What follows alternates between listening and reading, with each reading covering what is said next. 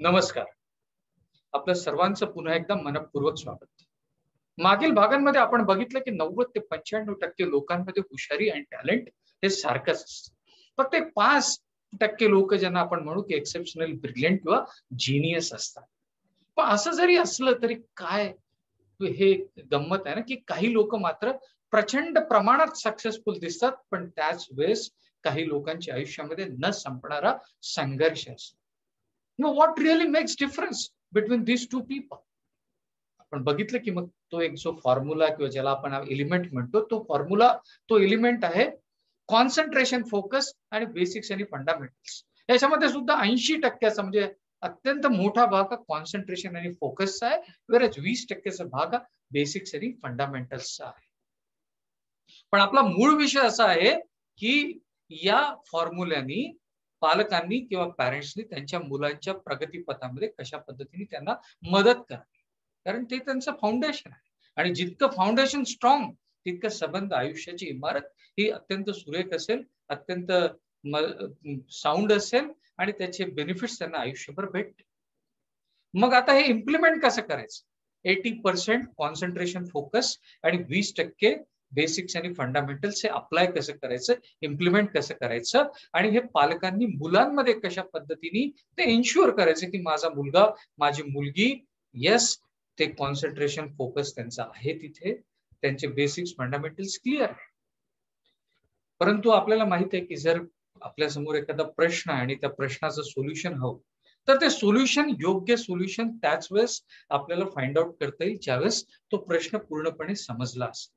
कारण जर तो प्रश्न समजला नसेल तर त्याचं सोल्युशन पण ते समर्पक नसेल किंवा ते योग्य नसेल. माझी डायरेक्शनच चुकली तर मी जे सोल्युशन फाइंड आउट करील ते माझं डिझायरेबल नसेल, माझं एक्सपेक्टेड नसेल.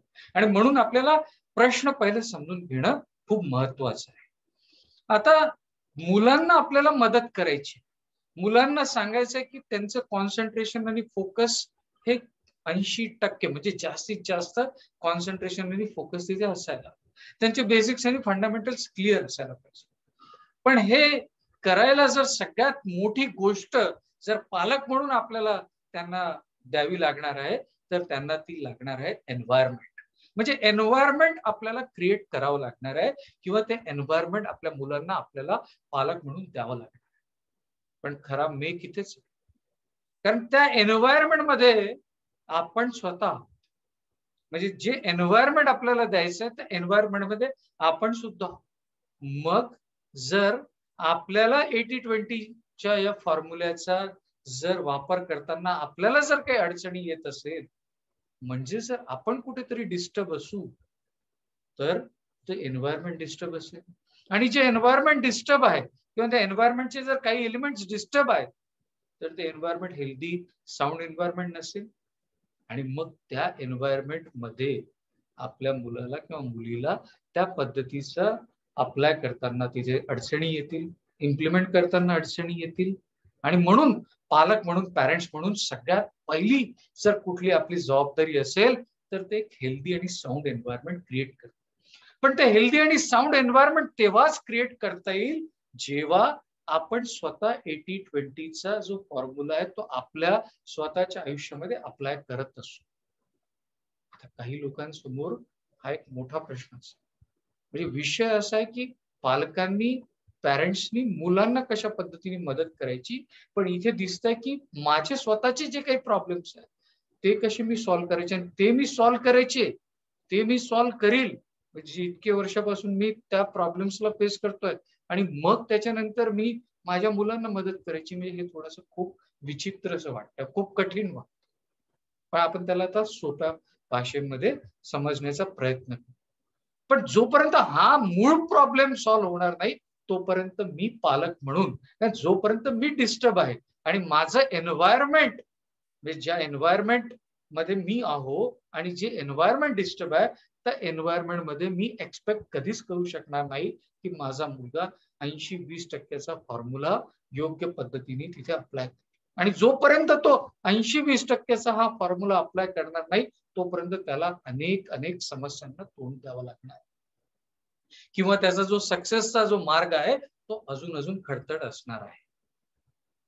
मला माझे प्रॉब्लेम्स किंवा माझ्या समस्या ज्या आहेत त्या मला सॉल्व्ह करणं खूप गरजेचं आहे. पण मग आता असं आहे का की मी माझ्या समस्या पहिले सॉल्व्ह करील आणि मग नाही, असं होऊ शकत नाही. तेवढा वेळ पण नाही आपल्याला. मग आपण ह्या दोन्ही गोष्टी पॅरलली करू शकतो. या दोन्ही गोष्टी पॅरलली करू शकतो. मग तसं पाहिलं तर 80-20चा दुहेरी फायदा झाला.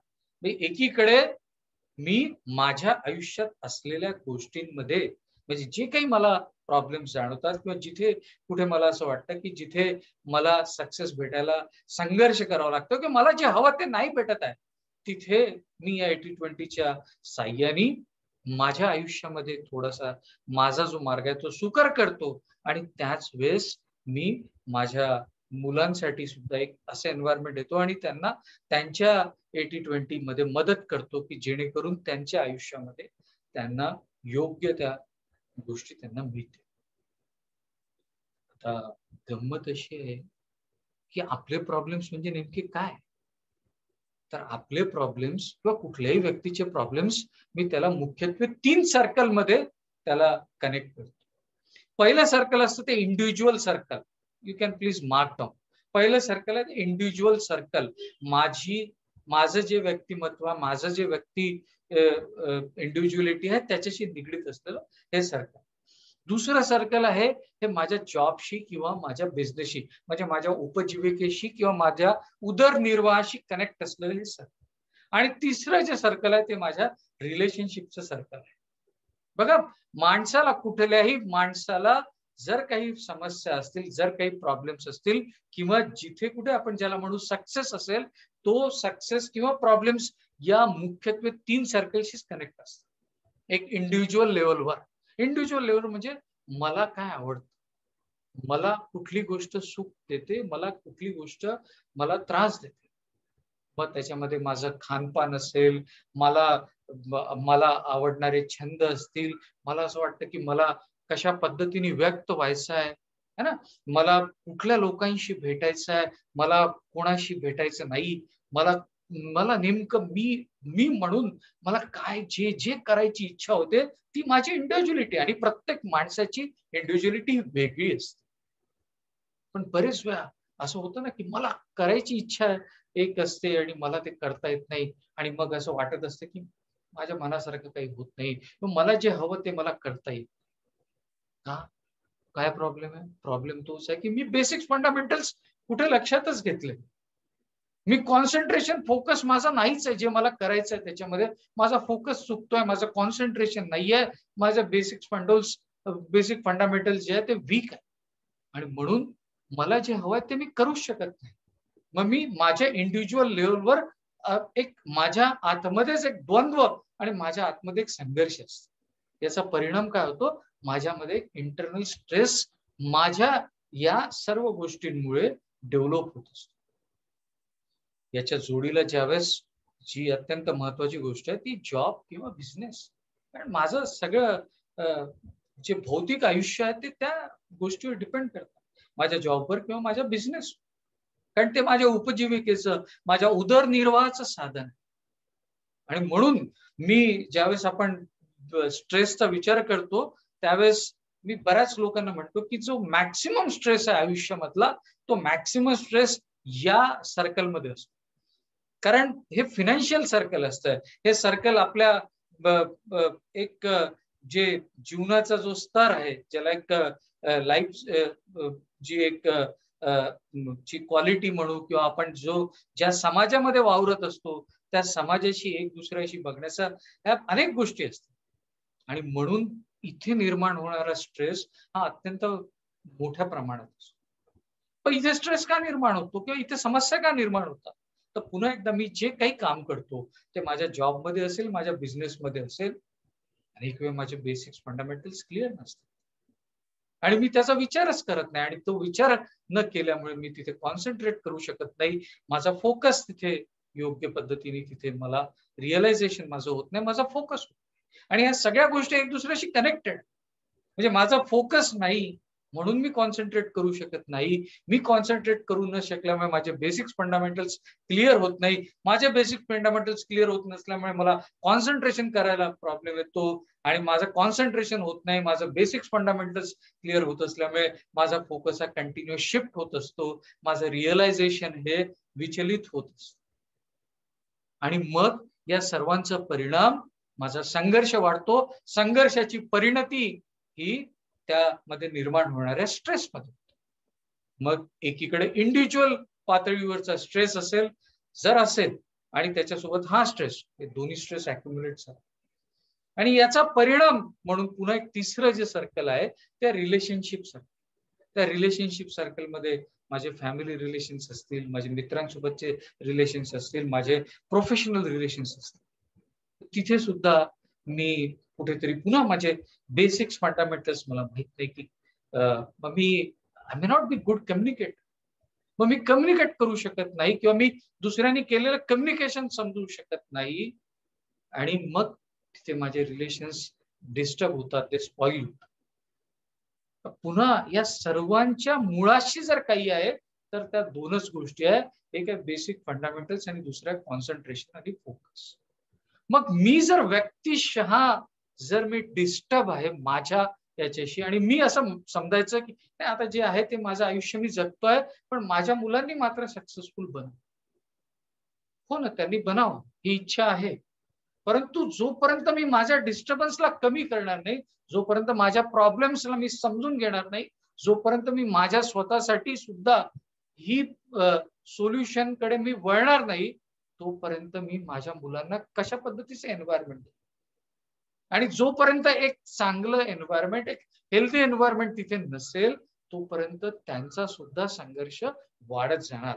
एन्व्हायरमेंटचा खूप मोठा एक परिणाम नेहमी होत असतो. एक सोपं उदाहरण द्यायचं आपण बघूया की आपण महाराष्ट्रामध्ये राहतो आणि प्रत्येक क्षेत्रामध्ये जी बोली भाषा आहे किंवा जी मराठी आहे ती वेगवेगळ्या पद्धतीची. जसं विदर्भामध्ये ज्या पद्धतीची मराठी बोलल्या जाते, मराठवाड्यामध्ये जी मराठी बोलल्या जाते, पश्चिम महाराष्ट्रामध्ये मराठी जी बोलल्या जाते किंवा पुणे मुंबईला जी बोलल्या जाते त्याच्यामध्ये फरक. पण कल्पना करा की एक मुंबईचा माणूस, त्याचं जे एक प्रोफेशनल सर्कल आहे किंवा जे मित्रांचं सर्कल आहे त्याच्यामधले मॅक्सिमम लोक आहे विदर्भाचे. म्हणजे त्या एन्व्हायरमेंट बघा, तो मुंबईचा माणूस राहतो आहे विदर्भाच्या लोकांना आणि मग पुढच्या महिन्यात 1.5 महिन्यांनी किंवा 2 महिन्यांनी ज्यावेळेस तुम्ही मुंबईचा माणूस ज्या पद्धतीची मराठी बोलतो त्यावेळेस आपल्याला साहजिकच लक्षात येतं की काही शब्द किंवा बोलायची जी पद्धत आहे तिथे कुठेतरी इन्फ्लुएन्स झालेला आहे. मग हे तर भाषेमध्ये आहे, भाषेमध्ये, विचारांमध्ये आणि बाकी सगळ्या गोष्टींमध्ये त्या एन्व्हायरमेंटचा खूप मोठ्या प्रमाणात फरक होतो. मग हे तर मित्रांमधलं एन्व्हायरमेंट आहे. इथे तर आपण पालक म्हणून जेव्हा आपल्या मुलांचा विचार करतो आहे ते तर आपल्या फॅमिलीचं एन्व्हायरमेंट की जे एकदम बेस एन्व्हायरमेंट आहे. आणि जर बेस जेवढा आणि जेव्हा जेव्हा तो शेकी असेल तोपर्यंत ती इमारत तिथे बांधल्या जाऊ शकत नाही. आणि म्हणून 80-20चा फॉर्म्युला जेव्हा आपल्या मुलांना आपल्याला द्यायचा आहे आणि आपल्याला निश्चितच आपली अपेक्षा असणार आहे की त्या 80-20च्या फॉर्म्युल्याने, आता फॉर्म्युला म्हणजे आपल्याला काही याच्यामध्ये मॅथमॅटिकल कॅल्क्युलेशन नाही करायचे की आपल्याला समजायसाठी आपण म्हटलं की 80% म्हणजे खूप मोठा भाग जो आहे हा कॉन्सन्ट्रेशन आणि फोकसचा आहे आणि 20%चा भाग म्हणजे थोडासा जो एक पार्ट आहे त्याच्यामध्ये, त्या प्रपोर्शन मध्ये तो बेसिक्स आणि फंडामेंटल्स आहे. आपल्याला हे बघायचं की कशा पद्धतीने आपल्या मुलांचा फोकस असेल, कॉन्सन्ट्रेशन असेल आणि ते जे काही गोष्ट करतात मग ती फक्त अभ्यासाशी रिलेटेड नाही, त्यांना जे काही आवडतं ते स्पोर्ट्स असेल, एखादी कला असेल किंवा त्यांना बाकी जे काही ज्याच्यामध्ये समोर जायची इच्छा असेल, ज्या क्षेत्रामध्ये समोर जायची इच्छा असेल आणि ते सुद्धा वयानुसार, कारण वयाचा सुद्धा खूप मोठा फरक पडतो आणि पुढच्या भागामध्ये आपण त्याला थोडंसं अजून सेग्रिगेट करू की वयानुसार येतो, पण बेसिक प्रोसेस ही सारखी राहणार. परंतु महत्वाचं, अत्यंत महत्वाची गोष्ट की जर मला एक पालक म्हणून, पॅरेंट्स म्हणून जर मला असं वाटतं की माझ्या मुलांनी या गोष्टींच्या माध्यमाने त्यांच्या आयुष्यामध्ये बदल घडवावा आणि ते सक्सेसफुल व्हा आणि ते होऊ शकतात सक्सेसफुल. आणि जेही लोक सक्सेसफुल आहेत त्यांच्यामध्ये ह्या सगळ्या गोष्टी आहेत. तुम्ही लागेच तर तुमच्या अवतीभोवती जे लोक आहेत ज्यांना तुम्ही सक्सेसफुल समजता, ज्यांना तुम्ही असं समजता की जे त्यांचं आयुष्य खूप छान पद्धतीने जगतात आहेत, त्या लोकांमध्ये या गोष्टी बघा ना, की त्यांचे बेसिक फंडामेंटल्स तुम्हाला लक्षात येतील. त्यांचं कॉन्सन्ट्रेशन फोकस ते तुम्ही बघू शकता, ते तुम्ही अनुभवलं असेल. आणि जिथे कुठे तुम्हाला असं वाटतं की जे लोक तुमच्या अवतीभोवतीचे की ते तेवढ्या प्रमाणात सक्सेसफुल नाही आहेत, त्यांचं एकदा आपण थोडस कोरिलेट करून बघायचं की त्यांच्यामध्ये ह्या गोष्टी कशा आहेत. तर मग आपल्याला लक्षात येतं की yes, that is the real game changer. पण हा गेम चेंजर आपल्या मुलांमध्ये तेव्हाच गेम चेंजिंग करू शकतो जेव्हा आपण स्वतःमध्ये सुद्धा हे अप्लाय करायला लागू. कारण एकीकडे आपण अप्लाय करणार नाही, एकीकडे आपण डिस्टर्ब असू आणि त्या डिस्टर्ब एन्व्हायरमेंट मध्ये आपण जर आपल्या मुलांकडनं अपेक्षा करू तर मात्र थोडा आपल्याला त्याच्यामध्ये सुद्धा त्रास होणार. असं नाही की होणार नाही, परंतु आपल्याला जर हेल्दी एन्व्हायरमेंट क्रिएट करायचं असेल तर जे सगळे काही प्रॉब्लेम्स किंवा जे सगळे काही फॅक्टर्स आहेत त्याला आपल्याला समोर जावं लागेल आणि त्याला आपल्याला सॉल्व्ह करावं. तर बेसिकली इथे तर आपल्याला डबल इम्पॅक्ट किंवा त्याचा दुहेरी फायदा आपण म्हणू शकतो की म्हणजे ज्या गोष्टी आपल्याला करायच्या आहे की ज्यांनी आपले बेसिक फंडामेंटल्स क्लिअर होतात, जी कुठली गोष्ट असेल ज्या प्रत्येक गोष्टीमध्ये बेसिक फंडामेंटल्स क्लिअर असायलाच पाहिजे. ते नसतील तर ते करून घ्यायला पाहिजे, ते रिवाइज करायला पाहिजे, इम्प्रोवाइज करायला पाहिजे आणि त्याचबरोबर मनाची जी एकाग्रता आहे ती वाढायला पाहिजे. फोकस, रिअलायझेशन हे तिथे असायला पाहिजे. आणि जेव्हा हे आपण पण करू आपल्यालाही फायदा होतो, आपल्यालाही होईल आणि आपण एक असं एन्व्हायरमेंट क्रिएट करू की ज्या एन्व्हायरमेंट मध्ये आपल्या मुलांना फायदा. आणि शेवटी मुलं एका विशिष्ट वयामध्ये ते त्यांच्यासाठी आई वडीलच हे रोल मॉडेल असतात आणि त्याच्यामुळे ते जे बघत असतात आई वडिलांकडनं, आई वडिलांचं जे त्यांना मार्गदर्शन प्राप्त होतं त्याचा खूप मोठ्या प्रमाणात इन्फ्लुएन्स होत असतो. आणि म्हणून या 80-20 आपण आपल्या तिन्ही सर्कल मध्ये कनेक्ट करूया. मी पुन्हा एकदा रिपीट करतो, 3 सर्कल. फर्स्ट सर्कल माझ्या इंडिव्हिज्युअल पातळीवरचं सर्कल, सेकंड सर्कल माझ्या जॉब आणि बिझनेसशी रिलेटेड सर्कल आणि थर्ड सर्कल जे आहे ते माझ्या रिलेशनशिपचं सर्कल. मग आता याच्यामध्ये काही स्त्रियांचं म्हणणं असू शकतं किंवा काही व्यक्तींचं असं म्हणणं असू शकतं की ज्या हाऊसवाईफ्स आहेत पर्टिक्युलरली त्यांना मात्र 2च सर्कल लागू पडतील, एक इंडिव्हिज्युअल लेवलचं सर्कल आणि एक तिसरं सर्कल जे रिलेशनशिपचं सर्कल. नाही, अजिबात. प्रत्येक व्यक्तीला हे 3 सर्कल लागूच पडतात.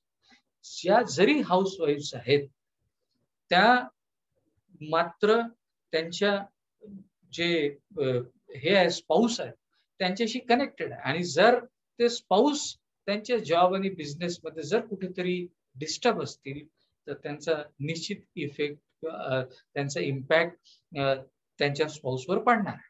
म्हणजे त्यांच्यासाठी आपण म्हणू शकतो की सेकंड सर्कलवर इनडायरेक्ट फरक पडणार आहे आणि बाकी सगळ्यांसाठी मात्र तो डायरेक्ट असणार. मुख्यत्वे हे तिन्ही सर्कल आणि या 3 सर्कल वर आपण हे अप्लाय करायला सुरुवात केली, बेसिक फंडामेंटल्स क्लिअर करत जा, प्रत्येक गोष्टीमध्ये कॉन्सन्ट्रेशन फोकस हे वाढवत जाणं, तर आपला संघर्ष हा कमी होईल, आपल्याला आपला मार्ग सोपा जाईल. आपलं जेवढं आपल्याला सोपं जाईल तेवढं आपलं जे एन्व्हायरमेंट आपण देणार आहे ते अजून अजून हेल्दी एन्व्हायरमेंट क्रिएट होत जाणार. आणि त्याचबरोबर याच्यातल्या ज्या काही टेक्निक्स असतील किंवा याच्यातले जी काही डायरेक्शन असेल ती आपण आपल्या मुलांना अजून प्रभावीपणे आपण त्यांना दाखवू शकू जेणेकरून त्यांचं फाउंडेशन अत्यंत स्ट्रॉंग बनेल. मग आता हे नेमकं कसं करायचं, त्याला काय वेगवेगळ्या पद्धती आपल्याला वापरता येईल याची चर्चा आपण पुढच्या भागामध्ये करू. धन्यवाद. Thank you so much.